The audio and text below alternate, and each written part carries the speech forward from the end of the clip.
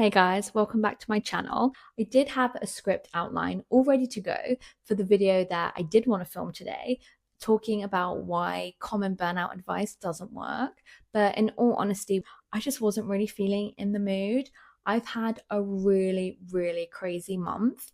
To fill you in, I'm a digital nomad and I usually split my time between Greece, Thailand, and Vietnam. I've been in Southeast Asia since last November, and on the 1st of July, it was a big day.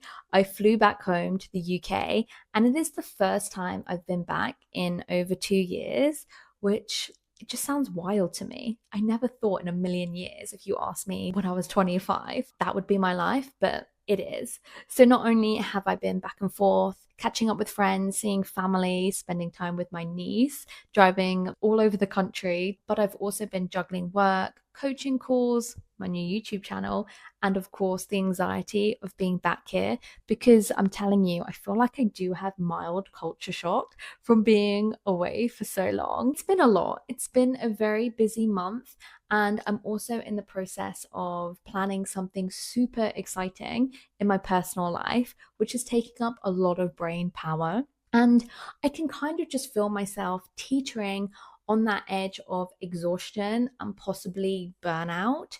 I'm basically in the orange zone, going into the red zone. You can check out my previous video where I do break down the 3 stages of burnout. I'll link it up here. The orange zone is really where things are starting to feel overwhelming, and no matter how much you sleep, you're still feeling tired. I don't want to be in the orange zone. I really don't like the orange zone, and I want to avoid the red zone at all costs. I want to be in the green zone where everything is running smoothly and I don't feel that pressure to have to overwork or catch up on the time that I'm not spent working, because I really do feel like I'm overextending myself. So today I just thought I would share some real-time burnout advice with you and show you what I'm currently doing to navigate a busy season and avoid that red zone, the big B, the burnout. So let's dive in. Before I do, I'm just going to actually take these off. What do you think? So the first thing that I do every single morning is read for about half an hour. It's really my therapy. I say that about a lot of things like the sun, the sea, puzzles. In all honesty, reading just helps me ease into the morning. I used to wake up at the last possible moment purely because I just didn't want to go into work. So I was definitely dragging my feet. I would jump up, rush around my room like a headless chicken, trying to get ready to then make it to the tube on time.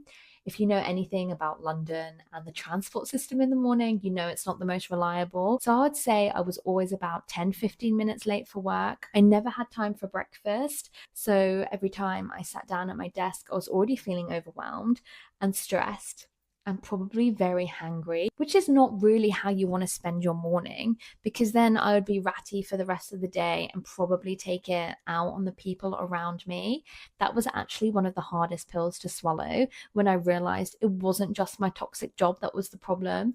It was also me. It was how I was showing up to work. Reading is just how I like to start my day, and it's been this way now for about 4 to 5 years. And I find like it's a really good way to help me find solace and calm in the morning. I don't restrict myself either. I really just read what I'm in the mood for. Maybe it's a fiction book or a non-fiction book. Maybe it's a memoir. I'm currently reading Build Your House Around My Body. It's a kind of weird book. To be honest, I'm really struggling to follow the book, but I was really inspired because it is set in Vietnam. I love Vietnam, so kind of feels like home. So after I've read, set myself up for yoga. And this is a habit that I've really built up in the past year and a half. One of my favorite places to live, aside from Greece, is Hoi An in Vietnam, because they have the most amazing yoga studio in the middle of the rice fields. When I was there for 4.5 months at the beginning of the year, I literally went to yoga every single day, sometimes in the morning, sometimes during sunset.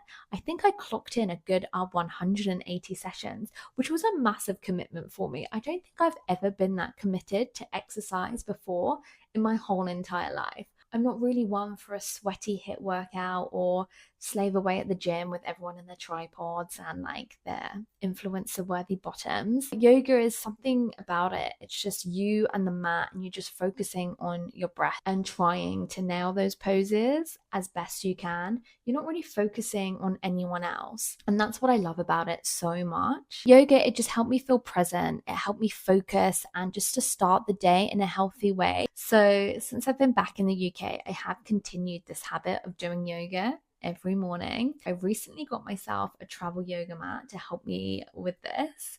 This one is from Complete Unity Yoga.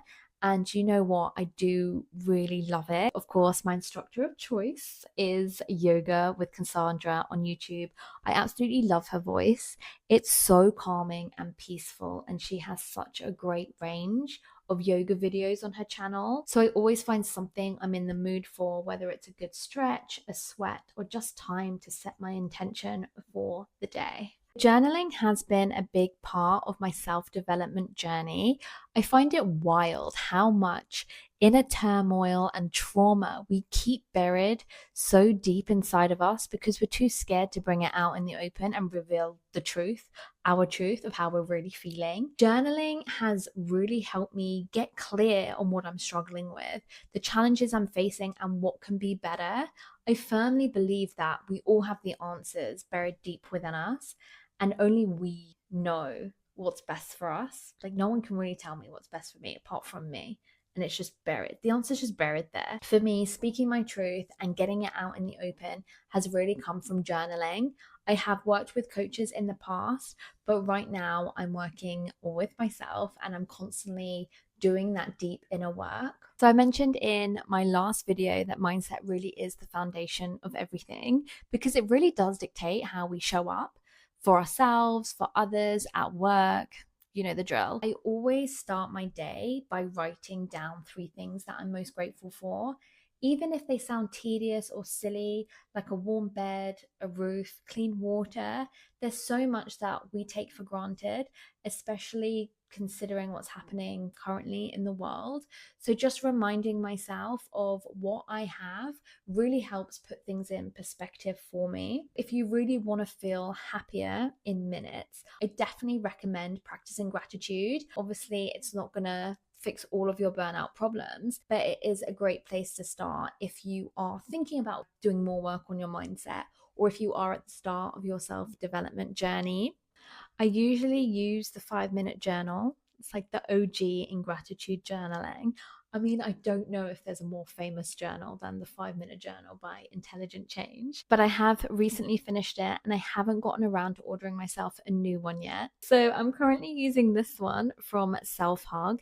It's called the Self-Reflection Journal, but it's pretty much the same vibe as the 5-minute journal. List 3 things you are grateful for today. What is the most exciting thing you look forward to? And what was the highlight of the day? I love journal prompts. So there you go.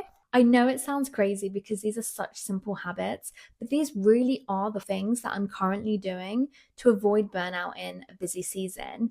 And I think that's the main thing when it comes to burnout recovery. You don't need to make these big dramatic changes like quitting your job or taking a sabbatical. It really comes down to the basics, making sure that you are taking care of yourself, not just at the weekend, but every single day, not sacrificing your health or well-being for work or neglecting your needs for others. And it really comes down to feeling aligned, making sure that the habits that you're building, the work that you're doing in your job, and the way you show up for yourself outside of your career all reflect and support your values. If you like this video, give it a thumbs up and subscribe to my channel for more content like this, and I'll see you next week. Bye.